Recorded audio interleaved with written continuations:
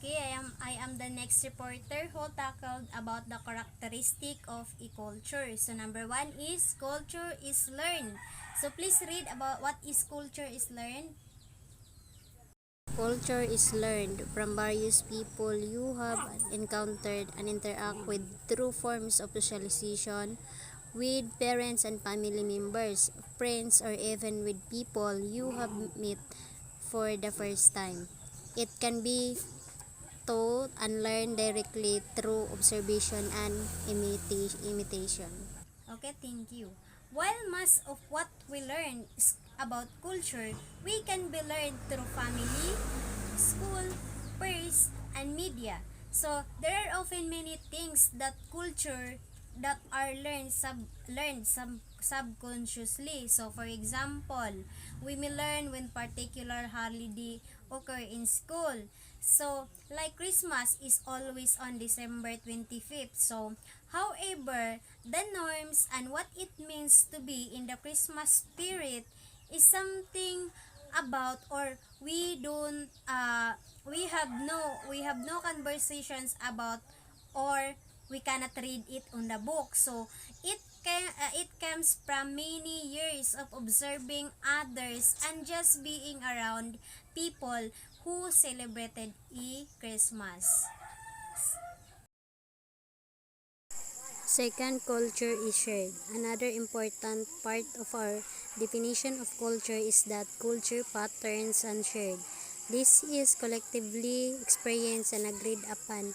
This is what makes human society possible. The perceptions of an individual may be similar to that of other people in the same environment, and so culture patterns are shared.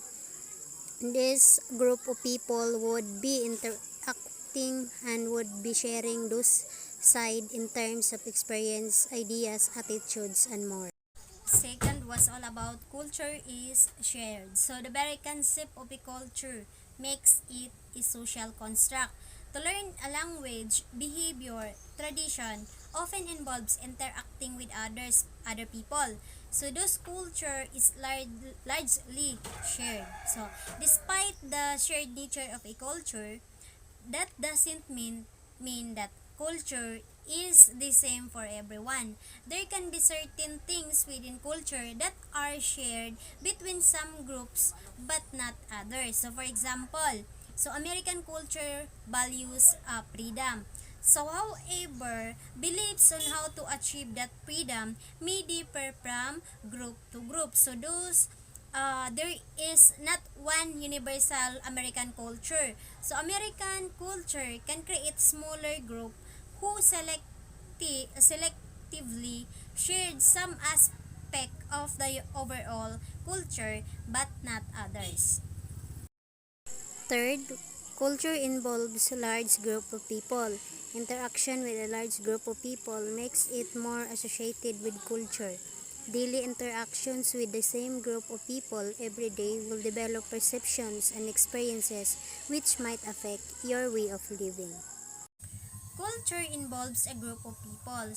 So that is for the third. Culture involves largely group of people. So a culture is a way of life of a group of people, the behavior, beliefs, values, and symbols that they accept generally without thinking about them, and that are passed along by communication and imitation from one generation to the next. Culture is dynamic and heterogeneous. Another characteristic of culture is its dynamism and may vary across time and place as humans adapt to the physical and social environment around them. Culture is dynamic or not static. It changes as a person grows older or when a person would be living in another community or environment different from the previous one. Okay, the fourth was all about culture is dynamic and heterogeneous. So it means that culture changes. So a person who grows up in one culture is not tied down to that culture. So if that person moves to a completely different area and takes on all the culture values therein, he or she can be viewed as a part of the new culture. Fifth, culture affects behavior. The culture in which a person has grown will dictate how a person would think and behave. The culture beliefs, values, and norms that a person practices or follows are patterns or a paradigm on how he or she would think and how he or she would behave as well. So the fifth was all about culture affect also the behavior. Culture reflects the moral and ethical beliefs and standard that speaks to how people should behave and interact with others.